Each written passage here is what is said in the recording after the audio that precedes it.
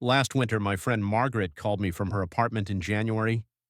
She said, I just paid $5.99 for a tiny bag of limp lettuce, and it went bad in 2 days. Meanwhile, over at my place, I was snipping fresh greens from a couple of pots sitting by my living room window. No garden, no backyard, just a sunny corner and a few seeds. And here's the wild part. A few of those plants actually grew better indoors in winter than they ever did in my summer garden. Stay with me because vegetable number 4 is so fast and so easy that my neighbor jokes it's legal cheating. Hi there, and welcome to Garden Haven for Seniors, the channel where we make gardening simple, gentle on your body, and easy on your budget, no matter how small your space is. Whether you've downsized, live in a condo or apartment, or just don't want to slip on icy steps to reach a garden bed, I'm here to show you how to keep growing food, even in the middle of winter. I'm truly glad you're here. Before we dive in, take a second to subscribe and tap the notification bell so you don't miss our weekly senior-friendly gardening tips. And tell me in the comments right now, where are you gardening from? Apartment, condo, or house? I love seeing where our Garden Haven community is growing from. Most people think winter means the gardening season is over. The soil freezes, the garden beds sleep, and fresh food becomes something you have to buy in plastic bags. But here's the truth. When you grow indoors, you control everything: temperature, light, water. You're not fighting frost, wind, or surprise snowstorms.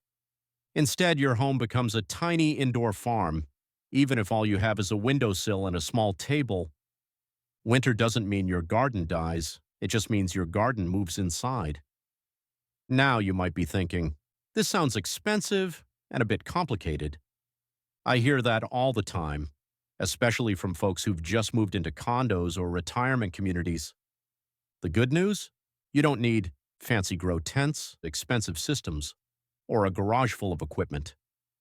Most of what we're talking about today can be grown with recycled yogurt cups or takeout containers, a bag of potting mix, a sunny window, and a few dollars worth of seeds. If you can water a houseplant and remember where your sunny window is, you can do this. If saving money on groceries, staying active, and eating fresher food this winter sounds good to you, go ahead and tap that like button. It helps this video reach more seniors who feel like gardening is no longer an option for them, and we both know it absolutely still is. We're going to go through 6 vegetables that are fast-growing, perfect for small spaces, and friendly for older backs, knees, and hands. Veggie number 1, microgreens. If you want a quick win, start here. Microgreens are tiny baby plants like radish, pea, sunflower, or broccoli that you harvest when they're just a few inches tall. They're ready in just 7 to 14 days. That means you can plant them at the start of the month and be eating them by the second week. What you need: a shallow container, even an old pie tin works. About 1 inch of potting mix, seeds, a spray bottle or gentle way to water, a bright window. Scatter the seeds thickly, press them gently into the soil, mist with water, cover with another tray or plate for 2 to 3 days, then uncover and move them into the light when they start sprouting. My neighbor John, who is in his 70s and has arthritis in his hands, started with microgreens. He called me after his first harvest and said, planting these was easier than opening a jar of pickles, and they grew faster than my patience wears out. He now keeps a tray right next to his kettle and snips microgreens onto his morning eggs. Why they're perfect for seniors. No heavy lifting, no bending, very forgiving. Instant sense of success. Now, microgreens are unbeatable for speed, but what if you want something that gives you steady harvests week after week instead of just one quick cut? That's where our next indoor champion comes in, and chances are you already love eating it. Veggie number 2, loose leaf lettuce. If you've ever thrown away a bag of slimy store-bought lettuce, this one's for you. Loose leaf lettuce varieties like salad mix, oak leaf, or buttercrunch grow beautifully in small indoor containers. Key benefits: you don't harvest the whole plant at once. You just cut the outer leaves and let the center keep growing. One plant can give you salad leaves for 2 months or more. For setup, use 4-inch pots, small bowls, or recycled cups with drainage holes. Fill with potting mix. Plant 3 to 4 seeds per container. Thin them to the strongest 1 to 2 seedlings and place by a bright window.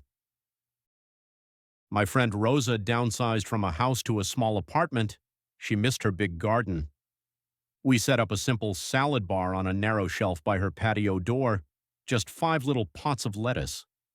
She told me later, "Every time I clip my own lettuce for a sandwich, I feel like I got a piece of my old garden back." That feeling of independence is priceless. Lettuce is fantastic for daily salads, but what if you're craving something that grows just as fast and gives you that satisfying pull-it-from-the-soil harvest moment? This next vegetable is one of the fastest root crops on the planet. Veggie number 3, radishes. Radishes are the little speedsters of the vegetable world. From seed to harvest, you're looking at 25 to 30 days. That's less than a month. What you need: a container at least 6 inches deep, potting mix, radish seeds, a sunny window. Plant the seeds about 2 inches apart. Don't crowd them. Crowding means tiny radishes and disappointment. Why they're great indoors. Indoors, the soil doesn't dry or heat up too fast. The radishes stay crisp and mild a bit longer, and you can harvest at your own pace. Bonus: the greens are edible and delicious sautéed with a bit of garlic. One of my granduncles, Alan, sent me a text saying he hadn't grown anything since his kids were young. He tried radishes on his kitchen table. The first time he pulled one up and saw that bright red bulb, he sent me a picture that simply said, "Look what these old hands grew again." It's not just about the vegetable, it's about the feeling. Now, radishes are quick, but the next one doesn't even require seeds to get started. In fact, you might already have tonight's planting material sitting in your kitchen trash without realizing it. And quick reminder, vegetable number 4 is the one that gives people the biggest aha moment because it costs almost nothing to grow. If you've ever wanted truly free food, it's coming up next. If this is giving you ideas and you're starting to picture a little indoor garden of your own, even if it's just on a windowsill or a TV tray, go ahead and like this video and subscribe if you haven't yet. You're helping more seniors discover that gardening doesn't have to stop when the snow starts. Veggie number 4, green onions. This is the one that feels like magic. Next time you buy green onions, don't throw away the white root ends. Instead, use the green tops for cooking like normal. Place the white root ends in a small glass with water, roots down. Put it on a sunny windowsill. Within days, you'll see fresh green growth. Within about 2 weeks, you'll have new green onions ready to snip. For longer-lasting plants, move them into soil. Use a container at least 4 inches deep. Fill with potting mix. Plant the root ends so the white part is under the soil and the green is above. My friend named Joan said to me, "I'm on a fixed pension. Watching green onions regrow from something I used to throw away made me feel like I'd found a little loophole in the grocery system." She keeps a pot of green onions right by her sink and snips what she needs directly into her soup and omelets. Free food from scraps. It doesn't get much better. Growing food from scraps feels like a magic trick. But what if I told you the next plant grows almost as fast, adds restaurant-level flavor to meals, and thrives in cool winter rooms without fuss? Veggie number 5, arugula. If you like a little zip in your salad or on your pizza, arugula is your friend. It's fast-growing, 20 to 30 days to first harvest. Great in shallow pots, about 4 inches deep. A cut-and-come-again green, just like lettuce. How to grow arugula. Scatter seeds across the soil surface. Cover lightly with potting mix, water gently. Place in bright light. Start picking leaves when they're about 3 inches long. You control the flavor. Smaller leaves equals milder. Bigger leaves equals pepperier. One of our community members, Sam, tried arugula for the first time at 68. He used to say, I don't like fancy greens. He grew a small pot on his windowsill and one evening sprinkled it over a homemade pizza as it came out of the oven. He told me, I finally get why chefs are obsessed with this stuff. Now he calls it his gourmet topping plant. Now, if arugula is your fast, flavorful sprinter, our final vegetable is the marathon runner, steady, reliable, and capable of feeding you for months from just one small pot. Veggie number 6. Baby kale. Kale gets a bad reputation for being tough and bitter, but baby kale grown indoors is a completely different experience, and it's especially well suited for seniors because it grows slowly, steadily, and without a lot of fuss. Once it's going, it doesn't need constant attention. It just quietly produces in the background day after day. You can usually begin harvesting baby kale in about 30 to 40 days, and after that, the plant keeps giving you fresh leaves for several full months. And the flavor? Indoor baby kale is tender, mild, not chewy or bitter at all. Plus, it's loaded with vitamins A, C, and K, along with calcium and antioxidants. It's truly one of the most nutrient-packed greens you can grow right inside your home. For space, kale does need a little more room than lettuce, but it's still very manageable indoors. Use a pot that's at least 8 inches deep and about 8 inches wide. One pot fits nicely on a sunny windowsill, a small table, or a simple plant stand near a window. Light is important, but here's the great part. Kale actually loves cool temperatures, which makes it perfect for winter homes. A bright window is ideal, and it does wonderfully in cool spare rooms, enclosed porches, or basements with windows. In fact, cooler temperatures actually make kale taste sweeter, not worse. To plant it, just fill your pot with good potting mix, drop in 2 or 3 seeds, and once they sprout, thin them down to the strongest seedling. Now here's the secret that makes kale so productive. Always harvest from the bottom up. Take the lower, older leaves first and leave the top leaves and center growing point alone. When you do that, the plant just keeps growing taller and producing new leaves.